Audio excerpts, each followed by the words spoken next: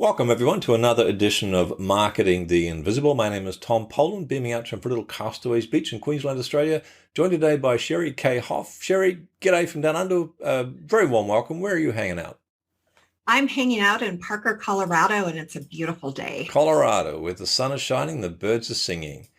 For those of you who Exactly. don't know Sheri is has this really interesting moniker, which kind of sparks me. It excites me.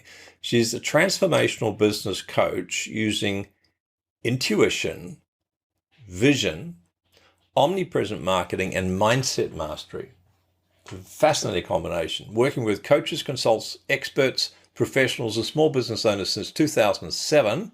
So clocked up 14 years. And she's really just helps them to experience optimal clients, scale their business, and ultimately live the lifestyle that they really want. So excited that you're here, Sheri. Thank you for giving up your time. Our title is How to Book More Clients in 2 weeks or Less. And Sheri's going to share with us how to do that in less than 7 minutes. Sheri, our time starts now. Question number one, who is your ideal client? My ideal client are service-based business owners who struggle between that feeling of making a difference and making the profits that they want. So, we need to have both as conscious business owners. Right.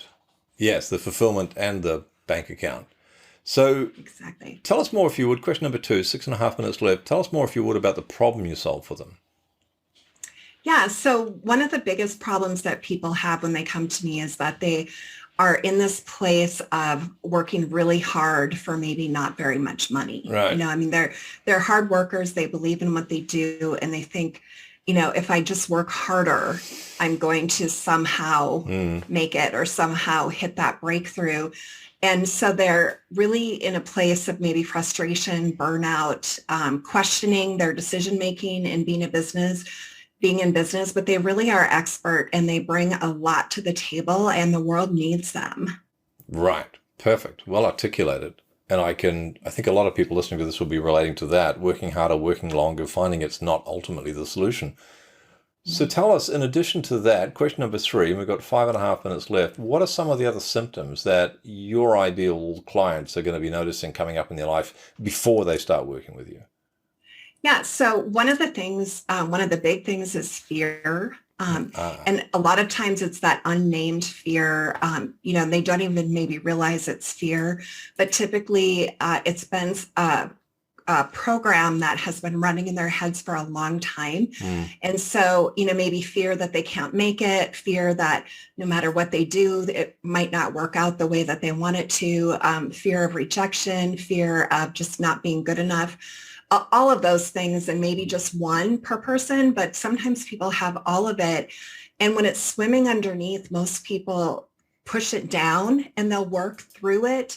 But they're really not eradicating that fear. That same fear tends to keep coming up and coming up, and it can be paralyzing and really steal your everyday joy in your business. wow. And so, if people are feeling that fear and kind of that, sometimes even a little bit of panic, and it doesn't matter if you're a six-figure business owner or just starting out, that panic can set in at any time. You could be a seven-figure business owner and Right. still have those moments of panic and questioning. Anxiety.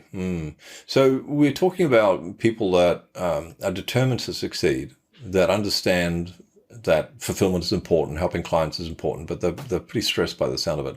They're going to be trying stuff. So question four, and we've got 4 minutes left. What are some of the common mistakes that you notice that people are making trying to solve that problem, that other than working long and hard, what else are they doing that you could share with the audience to save them some frustration maybe? Well, one of the things is I think oftentimes people don't give a strategy time to work. So they're always maybe trying a new strategy or a new coach or a new something or other. Right. And they don't go within because it's a mix of learning techniques and strategies, but then really going within yourself to feel out what feels like you and sounds like you and is you. And so I think when people have that, well, I've got to try, it's kind of that shiny thing syndrome, really. Chase another squirrel. Yeah. And you don't get the traction in your business when you do that. Right. Yeah, and it's difficult for folk to continue to persist with something that they probably actually believe it's the right strategy unless they're getting results straight away. So let's flip it and let's start sharing a bit about what folks can do to solve the problem. We've got 3 minutes left. Question 5, one valuable free action. One of your best tips you could give people that's not going to solve the whole problem, but it might take them a step in the right direction. Yeah, so I think the biggest step that people can take is to take a look at what they're already doing and assess priorities to what they're already doing. So usually people will say, I need to spend, 6 to 8 hours in my business, but maybe what you're actually doing only needs an hour of time. So I'm a fan of compartmentalizing things into, the time that you give something is what it expands to. So find the things that are working and that that you want to keep replicating. See how much you can squeeze those into very short, compacted, impactful time periods. And then you're open to trying some new strategies. But if you're just working a gazillion hours, adding something new is just going to feel overwhelming. Right. Even more so. So make a list, prioritize it. Then it sounds like schedule a block of time for each task. Yes. Yeah. And have very few priorities. Like I would suggest 3. Right. Not 24. Right. Okay, cool. So question 6, and we've got 1 minute 45 seconds left. One valuable free resource. Where can people go to find out more about your work? Maybe get some more help for free. Yeah, so I am a fan of deep thinking and big vision, but I also know when people are in that panic or anxiety, looking at what can I do in the next 2 weeks. So I have a free guide called How to Book More Clients in 2 weeks or Less. And that's on my website. You just go to sherikayehoff.com and it's right there.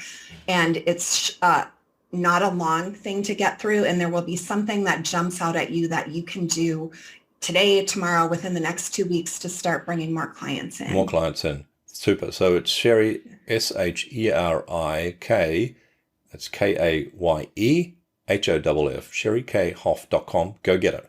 Got 55 seconds left. What's the one question I should have asked you but didn't? Okay, so I wish you would have asked me why it's important to be happy and be a business owner. What a great question. Yeah. So what's the answer to that one? The answer is that your happiness is your vibration. And the more you can be happy and fulfilled and full of joy, the more of the good stuff you bring in. Better clients, better life, everything. Absolutely. It's almost magical. Sheri Kaye Hoff, thank you so much for your insights, your wisdom, and your time. Thank you. Thanks for checking out our Marketing the Invisible podcast. If you like what we're doing here, please head over to iTunes to subscribe, rate us, and leave us a review. It's very much appreciated.